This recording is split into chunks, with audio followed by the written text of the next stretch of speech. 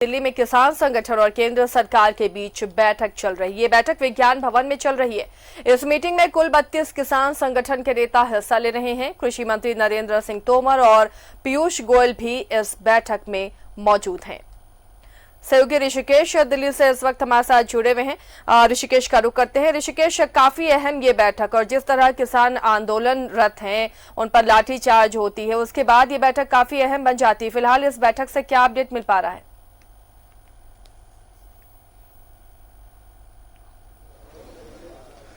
आसिया, देखिए 36 किसान संगठनों के यहाँ नेता मौजूद हैं और कृषि मंत्री नरेंद्र सिंह तोमर मौजूद हैं, पीयूष गोयल मौजूद हैं, कृषि सेक्रेटरी मौजूद हैं और जो उद्योग के एमओएस हैं वो मौजूद हैं। 4 लोगों के मौजूदगी की खबर है। सरकार के साथ इन्हीं 4 लोगों के साथ किसान यूनियन के 36 लीडर बात कर रहे हैं। पहले जानकारी दी जा रही थी कि गृह मंत्री अमित शाह भी इस बैठक में होंगे और राजनाथ सिंह भी इस बैठक में होंगे, लेकिन वो दोनों ही इस बैठक में नहीं आए।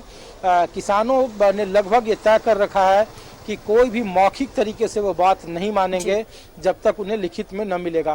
और लिखित का मतलब ये है आसिया कि आप इसे मिनिमम सपोर्ट प्राइस, जो न्यूनतम समर्थन मूल्य जिसको कहते हैं, उसको लेकर के किसान अड़े हुए हैं कि वो उन्हें लिखित में चाहिए। उसका मसौदा लिखित में कृषि कानून के अंतर्गत जोड़ कर दिया जाए, जो आज तक कम से कम लाल बहादुर शास्त्री के प्रधानमंत्री बनने के बाद एमएसपी का जो निर्णय हुआ था उसके बाद किसी भी सरकार ने उसके लिखित मसौदा नहीं दिया है, कानून बनाकर नहीं दिया है।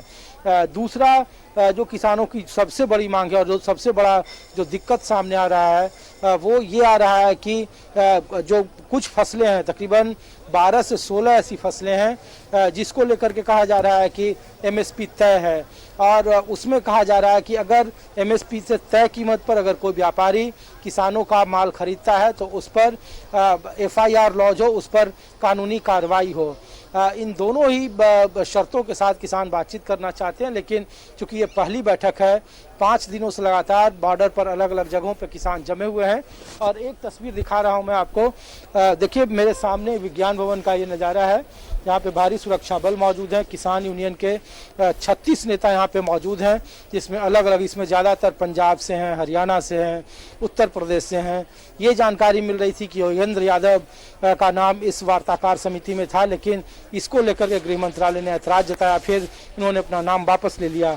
तो अभी भी ये लग नहीं रहा है कि ये बैठक किसी नतीजे पर पहुंचेगी। ये बैठक बेनतीजा होगा। जो अलग अलग जगहों से तमाम किसान यूनियन पहुंचे हैं, क्या बातचीत कर रहे हैं? राज्यवार एक एक कर उनसे मीटिंग में बातचीत हो रही है?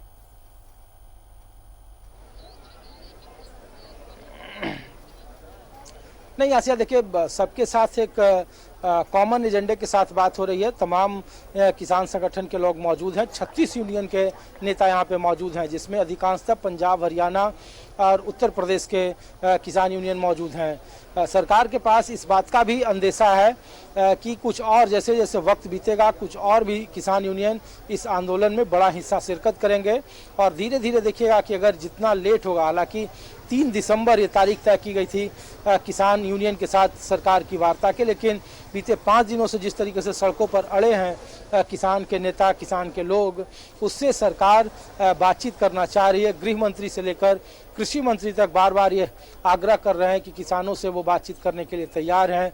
इसीलिए पहले उन्हें दिल्ली के बुलारी में निरंकारी संत आश्रम में बुलाया गया, वहाँ किसान आने से मना कर दिया और जो बॉर्डर हैं दिल्ली के अलग अलग 5 राज्यों की तरफ जो जुड़ते हैं उन बॉर्डर को सील कर दिया गया और किसानों को वहाँ से आने नहीं दिया गया। लेकिन बावजूद इसके अगर सरकार ने बातचीत के लिए बुलाया तो समझिए कि सरकार प्रेशर में है, दबाव में है। लेकिन प्रधानमंत्री जिस तरीके से कल मन की बात में और कह रहे थे कि किसानों के बीच में कृषि बिल को लेकर के भ्रम की स्थिति फैलाई जा रही है, अफवाह की स्थिति फैलाई जा रही है, तो अब भी सरकार को लगता है। लेकिन ऋषिकेश, सरकार एमएसपी भी तो क्लियर नहीं कर रही है ना इस बिल में। किसान को अगर साफ नजर आए कि इस बिल में एमएसपी के लिए प्रावधान है, ये लिखित रूप से क्यों नहीं है?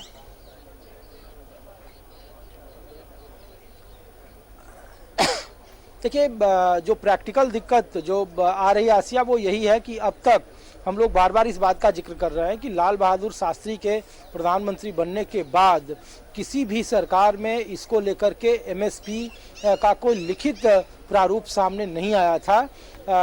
भले ही सरकार मौखिक तौर पर ये कहती रही कि न्यूनतम खरीद जो मूल्य है वो इतना होना चाहिए। देख, जैसे धान और गेहूं को लेकर देखिए एमएसपी अभी भी है, लेकिन उसमें बहुत सारी पेचीदगियां हैं और इस बार किसान संगठन चाहते हैं कि जब तक एमएसपी का मूल्य निर्धारित सरकार लिखकर नहीं देगी कि हाँ एक एमएसपी का मूल्य निर्धारण होगा, उसके कम में सरकार से खरीदारी कम एक गुना होगा, तब तक किसान आंदोलन थमेगा नहीं बल्कि जारी रहेगा।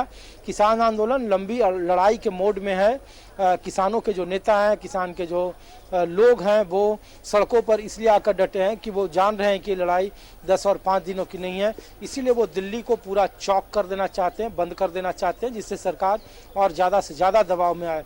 लेकिन ये पहली वार्ता है, पहली बैठक है।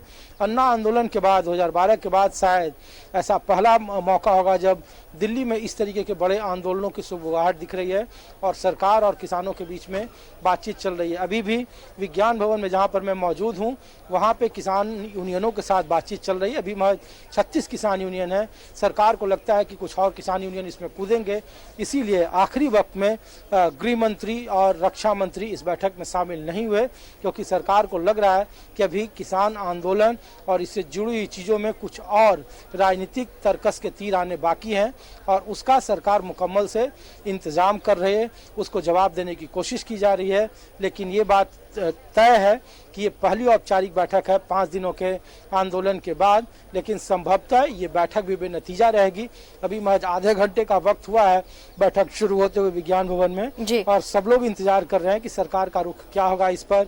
यहाँ से बातचीत करने के बाद किसान यूनियन के लीडर अपने अपने जगह पर जाएंगे, वहाँ फिर आपस में बात करेंगे, फिर अपना निर्णय सरकार को सुनाएंगे, फिर सरकार उसके लिए आगे का बैठक बुलाएगी। तो ये प्रक्रिया अभी लंबी चलेगी।